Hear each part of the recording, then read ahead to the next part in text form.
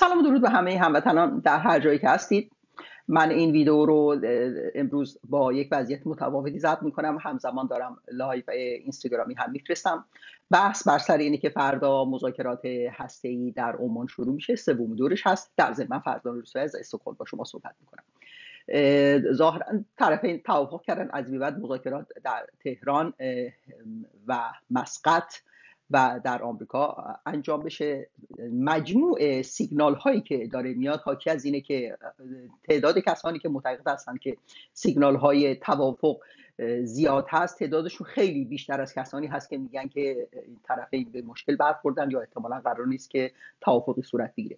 در هر حال مهمترین مسئله که الان مطرحه دو تا فاکتور مهم اینه که ظاهرا ترامپ اگر این اتفاق افتاده باشه، ترامپ افتاده تو تور علی خامنه‌ای، یعنی علی خامنه‌ای پیشنهاد داده ظرف 2 ماه که نمیشه این مسئله رو پیگیری کرد، بیاید یک توافق موقتی داشته باشیم، بعداً سر فرصت میشه توافق کامل. اتفاقا همونی که پروژه جمهوری اسلامی که هم تأسیسات هسته‌ایشو نگه داره، هم تأسیسات غنیسازیشو نگه داره، بعد از این وسایل برای از این تجهیزات برای سرکوب مردم و مذاکرات دیپلماسی هم استفاده کنه. در هر حال این بحثه خیلی مطرحی که جمهوری اسلامی مطرح کرده که یک توافق موقت صورت بگیره، نه توافق کامل. مهمترین مسئله که بعد از اون مطرحه مسئله غنیسازی. آقای مارک روبیو دیروز پریروز یک کامنتی داشت که این کامنت اگر در واقع اجرایی بشه میشود گفت که خب اتفاق خیلی مهمی. آقای روبیو گفته که جمهوری اسلامی اگر قرار نیست از مواد هسته‌ای برای ساختن سلاح استفاده کنه، خب میتونه مواد هسته‌ای رو وارد کنه. میدونید که این ما بارها میگفتیم که جمهوری اسلامی برای لجبازی با جامعه جهانی، برای اون شیعه بازی، برای اون رؤیاهای شیطانی که در بیت وجود داشت، در سپاه وجود داشت، در مافیای سپاه وجود داشت، اینها اومدن تأسیسات چند میلیاردی رو راه انداختن برای حفاظت از خودشون، برای حفاظت از جمهوری اسلامی. بیت و حوزه علمیه و این تشکیلاتی که دارن این تأسیسات رو انداخته و واقعا کشور این را به خاک سیاه نشوندن. خب در واقع ما این موادی که غنی میشه و اورانیوم غنی کرده 5%، 20%، 60% و یک کمی اورانیوم فلزی هم که همه اینها نزدیک ساختن بمب هست و در واقع اینها برای ساخت بمب بود، اما اینها دروغ میگن که برای ساختن بمب نیست. مسئله اینه که ما الان یک راکتوری داریم در گوشه که اون راکتور سوختشون روس‌ها میارن، بعد پسماندش هم خودشون. ما اصلا احتیاج به این همه مواد هسته‌ای نداریم، احتیاج به این غنیسازی عجیب و غریب نداریم. اساسا این همه تأسیسات رو شما داشته باشید و این همه مواد غنی سازی شده رو شما داشته باشید برای کشوری که چند تا راکتور داره، یک عالمه تأسیسات داره، از اونها میتونه استفاده کنه. اما ما یک راکتور نیمبند قدیمی از رد خارجه که در واقع روس‌ها به ایران به جمهوری اسلامی فروختن و غالب کردن، ما استفاده دیگری. در نتیجه میشه گفت که این تأسیسات غنیسازی فقط برای تهدید جامعه بین‌المللی، برای اخاذی، برای معامله است، برای امتیازگیری، برای اینکه اینا بتونن شاخک‌های نیابتی خودشون زیاد حمایت کنن. در هر حال آقای روبیو گفته که خب شما که این احتیاج که ندارید در حال حاضر. خب تنها اتفاقی که میمونه اینی که شما بیاید واقعا اگر احتیاج به غنیسازی دارید، خب بیاید مواد غنی شده رو میتونید بیاید از کانادا، از استرالیا، از هر کشوری شما میتونید، از روسیه هم میتونید بخرید. دلیل نداره که شما خودتون غنیسازی کنید. توضیحی که آقای روبیو میده اینه که یعنی کل تأسیسات غنیسازی جمهوری اسلامی باید تعطیل بشه. بزرگترین اتفاقی که ممکنه در این مذاکرات رخ بده این هست که پروژه لیبی تکرار بشه. یک کمی بدتر از اون اینی که غنیسازی متوقف بشه. پروژه لیبی اینه که همه این تأسیسات رو سوار کامیون یه جوری نابود کنن و از بین بره و هیچ چیز ردی ازش باقی نمونه. دومیش این هست که این آقایون غنیسازی رو متوقف کنن. وقتی که غنیسازی رو متوقف کردن، بعد باید تأسیسات اصفهان تعطیل بشه، فردو باید تعطیل بشه، نطنز تعطیل بشه، اون معادنی که 1%، 1.5% اورانیوم داره و اصلا اینها عملیاتی نیست، اصلا اینها معقول به صرفه نیست ازش استفاده کنن، همه اینها باید تعطیل بشه. پس به نظر میرسه که پروژه لیبی کردن تأسیسات هسته ایران فعلا متوقفه و بحث اصلی اینه که اون هم خیلی بعید به نظر میسه یک جورهایی غنیسازی رو تعطیل کنن که اون هم در هر حال باید دید. اما در اینی که یک توافقی صورت میگیره، دولت ترامپ میخواد با جمهوری اسلامی توافق بکنه، تقریبا این مسئله مهمه. اما همزمان اتفاق دیگری هم افتاده که من فکر می‌کنم واقعا بیت علی خامنه‌ای یه جورهایی داره با ترامپ بازی میکنه و این بازی‌های شیطانی یه جورهایی فعلا ظاهرا ترامپ هم توش افتاده. بحث بر سر اینه که الان بین اروپا و آمریکا در مورد ایران اختلاف نظر جدی وجود داره. اختلاف نظر جدی وجود داره به چه معنیه؟ به این معنی که اروپا بسیار نزدیک شده به این که مثلا مکانیزم مارشال فعال کنه، جمهوری اسلامی رو تنبیه کنه و در مورد سوالهای بدون پاسخ جمهوری اسلامی اینها رایزنی‌های خیلی جدی راه بیندازن. اما دولت ترامپ مثل اینکه پاش رو گذاشته رو گاز، در هر حال مسئله رو بتونن حل کنن. الان یه بحثی که مطرح شده، این مراجع نظامی ماهواره اعلام کردن که در اطراف نطنز و تاسیسات اصفهان تونل های ایجاد شده و این تونل ها با سرعت دارن تکمیل میشن. اگر دارن با سرعت تکمیل میشن ممکنه توضیحش این هست که جمهوری اسلامی داره سیستم پدافندی اونجا رو افزایش میده یا ارتقا میده، به دلیلی که از یک حمله احتمالی میترسه، وحشت داره. خب آژانس میگه که ما از جمهوری اسلامی پرسیدیم این تونل‌ها چیه؟ میگن که گرسوی میگه که نماینده آژانس که میاد ایران میره میگه که به شما ربط نداره، این مسئله خودمونه.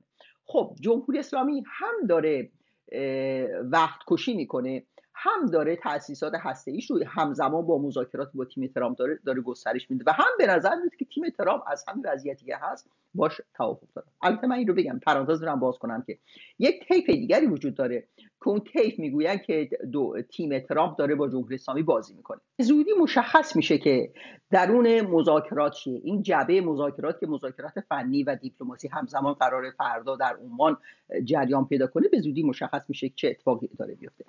اما شما میبینید که یعنی قضایا قضایای جدیه. من که در ویدیوهای قبلی هم میگفتم در هر حال شرایط فعلی نمیتونه ادامه پیدا کنه، نه به لحاظ اقتصادی نه به لحاظ منطقه‌ای. جمهوری اسلامی یا باید تغییرات خیلی جدی انجام بشه یا اینکه بحث فروپاشی سیستم رو همه دارن بهش فکر میکنن که این سیستم اصلا دیگه غیر قابل اداره است و غیر قابل کنترله.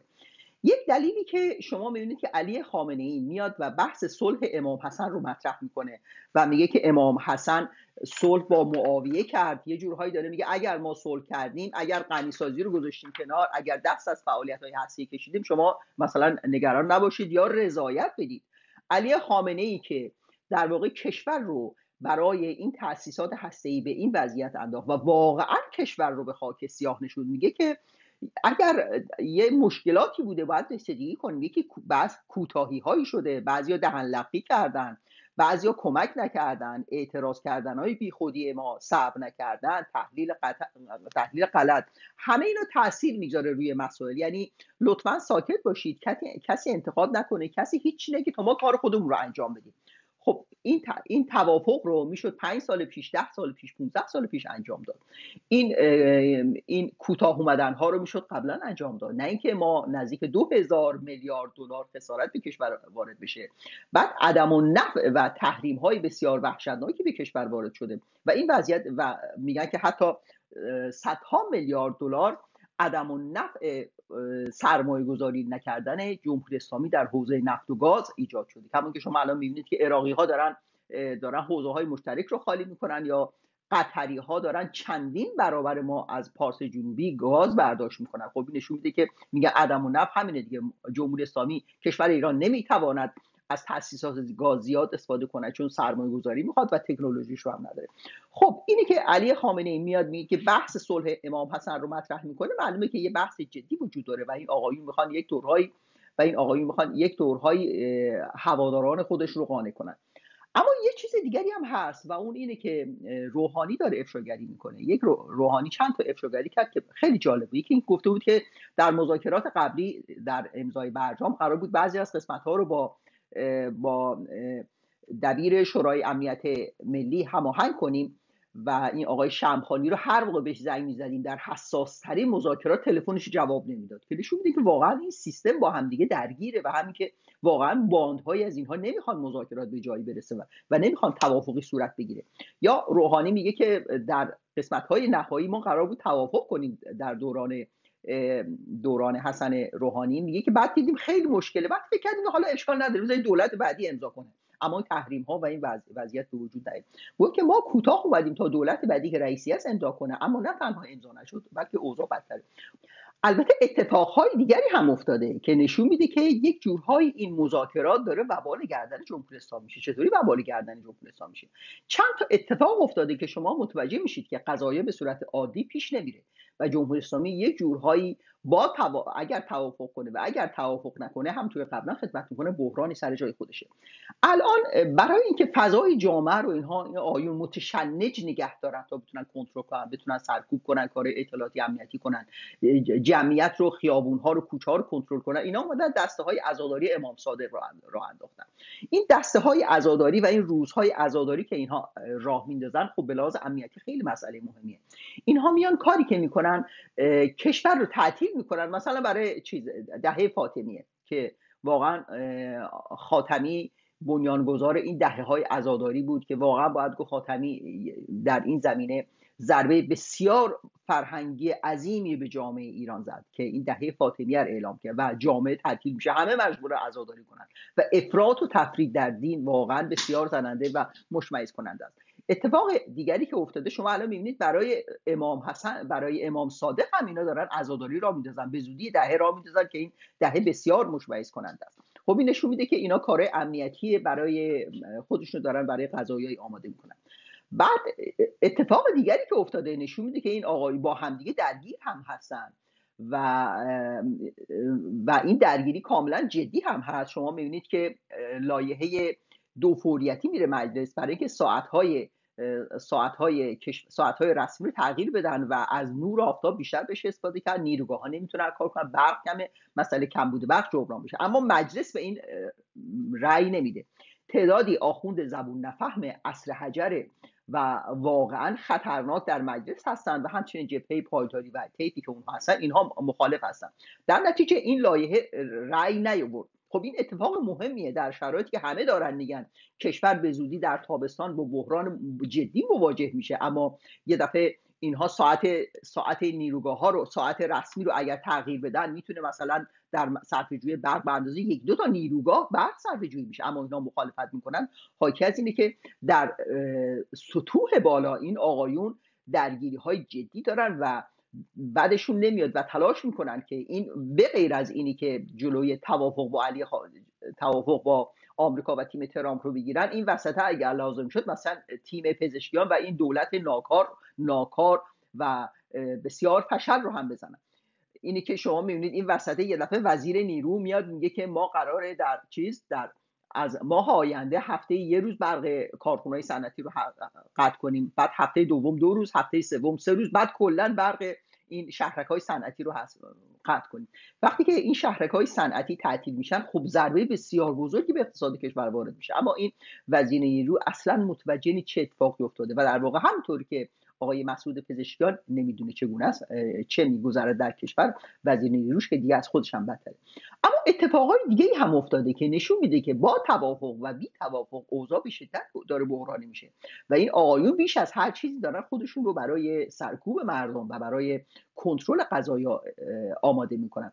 اینی که وزیر وزارت آموزش پرورش اومده با نیروی انتظامی قرارداد بستن که نیروی انتظامی در مدارس مستقر بشن، بعد از اون لایحه‌ای که اینها گفتن که آخوندها در مدارس بیان و بحث شرعیت و اینها رو در مدارس پیگیری کنن، که خیلی اتفاق بدی بود و الان مطرح شده که نیروی انتظامی در مدارس باشن و مدارس رو کنترل کنن. میدونید که مدرسه ها باید جای آرامش و آسایش باشه، بازی، رشد، تربیت، نمیدونم گفتگو، یعنی یه جوری اعتماد و در واقع حذف استرس باید از مراکز آموزشی باشه. مراکز آموزشی ما به دلیل بحران اقتصادی که وزارت آموزش پرورش داره، به دلیل بحران اقتصادی که دبیران و معلمان محترم دارن، همینطوری پر از استرس و دردسر هست و خبرهای بدی از ترک تحصیل دانش آموزان و اصلا بحران آموزشی در ایران هست. اما وقتی که شما میبینید که نیروی انتظامی رو یا احتمالاً لباس شخصی ها رو یا این بسیجی ها رو قرار باشه در مدارس مستقر کنن، یعنی عملا من فکر میکنم این آقایون دارن کشور رو به سمت جنگ داخلی میبرن. این لغت سختیه، ولی کاری که این آقایون دارن میکنن عملا ما رو از مدنیت و در واقع از روابط سالم و شفاف دور میکنه و هر چه هست ما رو وارد درگیری های نظامی و خشن میکنه و درگیری هایی که باندها میتونن راه بندازن. اینی که این آقایون اومدن بعد از استقرار آخوندها در مدارس بحث مستقر شدن نیروی انتظامی در مدارس رو مطرح کردن، ادامه همون پروژه‌ای که به اینها به چند هزار مدرسه دخترونه حمله شیمیایی کردن، هزاران بچه ایرانی رو مسموم کردن، اما وزارت اطلاعات ساکت بود. علی خامنه‌ای با رضایت نظارت کرد، مجلس تایید کرد، شورای نگهبان و مجلس تشخیص مصلحت هم با رضایت همه این جناح‌ها به مدارس دخترای ایرانی برای اولین بار در تاریخ حملات شیمیایی سنگین و بسیار زشتی انجام شد. اما وقتی که هیچ کس رسیدگی نکرد، وقتی که نظام با لبخند این قضایا رو پیگیری کرد و قطعا مسئولیتش سپاه بوده با همکاری وزارت اطلاعات، با همکاری لباس شخصی ها، خب نتیجهش این میشه که الان تصمیم میگیرن که برای اینکه اوضاع رو امنیتی کنن، متشنج کنن و بتونن کنترل کنن و سرکوب کنن، اینه که نیروی انتظامی قرار در مدارس مستقر بشه. و من فکر میکنم در این شرایطی که جمهوری اسلامی داره، چون طرحهای مذاکرات تموم نشده، کسی نمیدونه به توافق میرسه یا نمیرسه، من دارم میگم که سیگنال های توافق بیشتر از شکست مذاکرات، اما هنوز ما نمیدونیم چه اتفاقی داره میفته. این آقایون که این گام ها رو برمیدارن به نظر من نگران شکست مذاکرات هستن.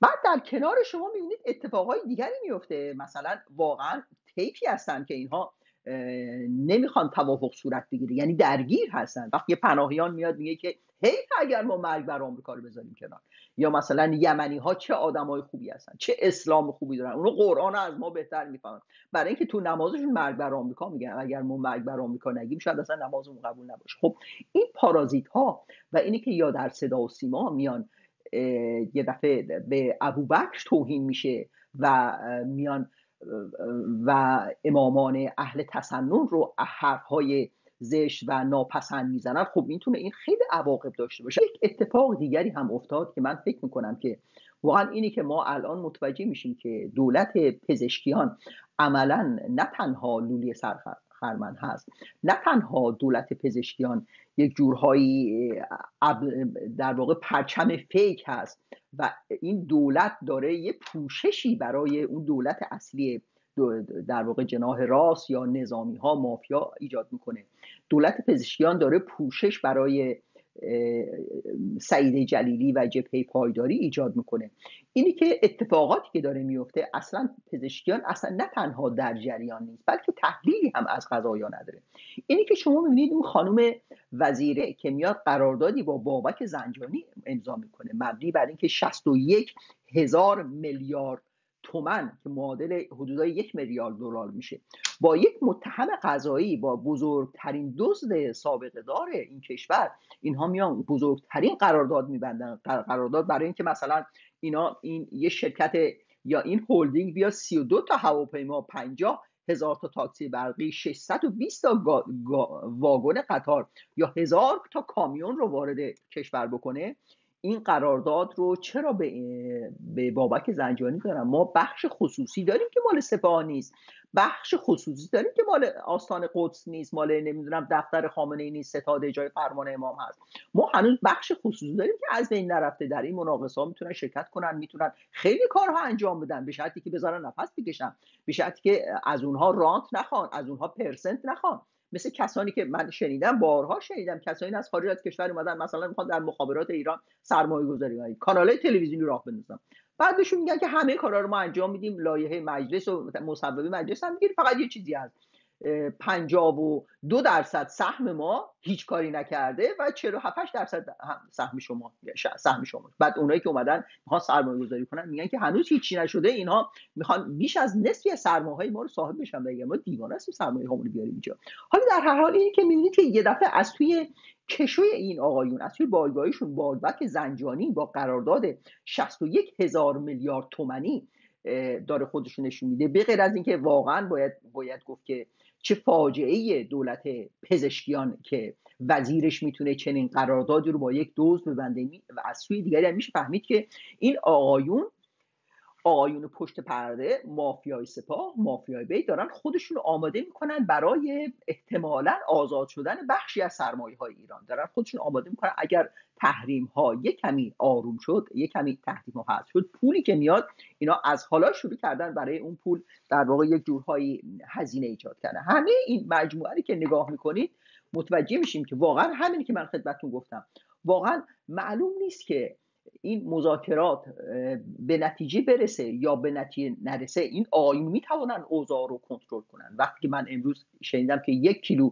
لوبیا چیتی قیمتش شده 500,000 تومان، وقتی که لوبیا چیتی قیمتش 500,000 تومان میشه، یعنی خب این نشون میده که بقیه اقلام غذایی چقدر گرون شدن.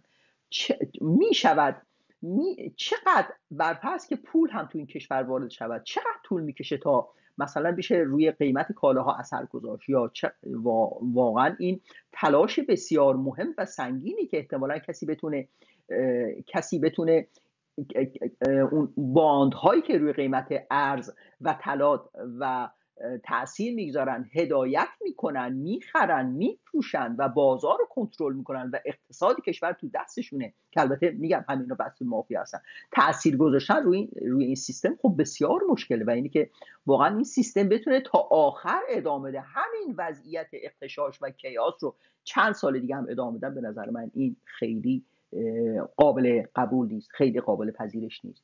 با این وضعیت من فکر می‌کنم کشور میرود به سمت اغتشاش بیشتری. یه گزارشی میخوندم از سفیر آلمان در ایران و گفته بود که کشور ایرانی که از آزادترین کشورهای دنیاست، شما هر کاری دلتون میخواید میتونید بکنید. میشل برشتول سفیر آلمان میگه که ایران آزادترین کشور دنیاست. کی میگه که ایران در آزادی نداره؟ آزادی در اوج خودش هست. شما میتونید توی مسیر ممنوع